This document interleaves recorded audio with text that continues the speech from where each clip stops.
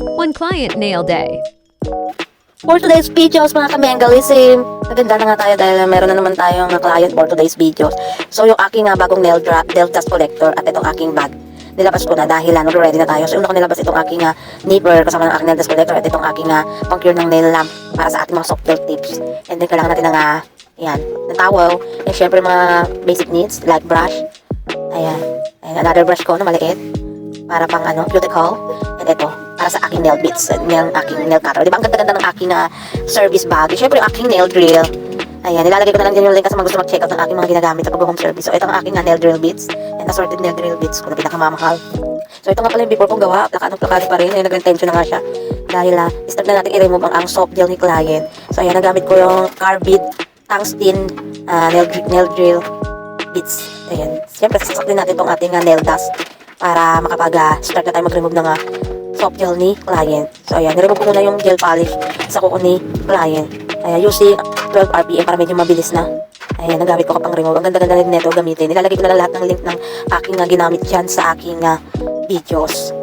Ayan, continuous lang tayo mag-remove ng mga polish sa kuko ni client. Ayan, ipapass forward na lang natin itong video na to dahil masyadong mahaba kapag tinagalan pa natin at baka mawala na tayo ng storage kaka-record ng video. So, na-remove ko na nga pala dito yung polish ni client. So, proceed na tayo maglagay ng pangpalambot sa fake nails ni client. Ito, gamit ko yung remover. Ayan, ingat lang maglalagay tayo. Kailangan ng oil bago natin ilagay. Syempre, medyo mahapdihan. And then, nag-proceed na ako gumamit ng nail bits. Plain bits ang gamit ko dyan. Pinapaangat ko lang yung cuticle ni client para maganda yung ayan. Ginagamit ako ng plain bits. So, ayan, na-remove ko na nga pala yun. Hindi na natin na masyadong na-video ng gusto. Na-remove ko na yun. So, proceed na tayo mag-bopping ng nail bed ni client. Ayan, kailangan natin gaspangan yan para kapit na kapit yung magiging dulo ni client. So, ayan na yung finish product ng ating na-remove. So, proceed na tayo maglagay ng base coat.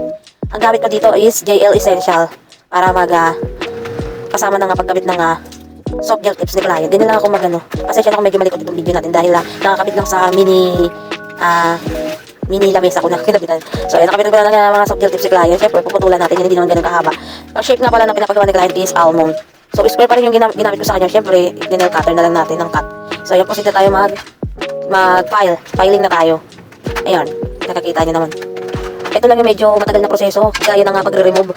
Naabotin ng ilang oras din lalo na dito sa ating pagpa-file dahil kailangan perfect ang pag-filing para maganda ang hugis ng mga kuko ng ating magiging client sa mga soft gel tips sa kinabit natin sa kanya. So, ayan, papagaspangin ulit natin. Gamit ko ulit yan yung carbide tungsten para gumaspang. And syempre, mag-base ulit tayo para mas matibay. Gamit ko pa rin ng JL Essential na kumakabog-kabog. Ayan ang ko. Syempre, para di makita yung smiley sa nail bed na kinabit natin kay client dahil kita pa rin. Ayan, ginamitan ko siya ng Monja paint pot. Ayan, para di na makita yung smiley. So, nakikita nyo. Pinas-forward ko na pala itong video So, na-proceed na tayo ng first coat ng polish na napili ni client. Ang napili niya pala is yung kay Siyaji na number 9. Basta yan din na yan. Ayan, nude lang yung kulay nito. Binilisan ko na pala itong video na to dahil umiiyak ng aking bornakis din dahil ayun, hinahanap ako dahil antok na nga siya. So, ayan, nag-glass na tayo. Pang finish product, nag-top coat na tayo.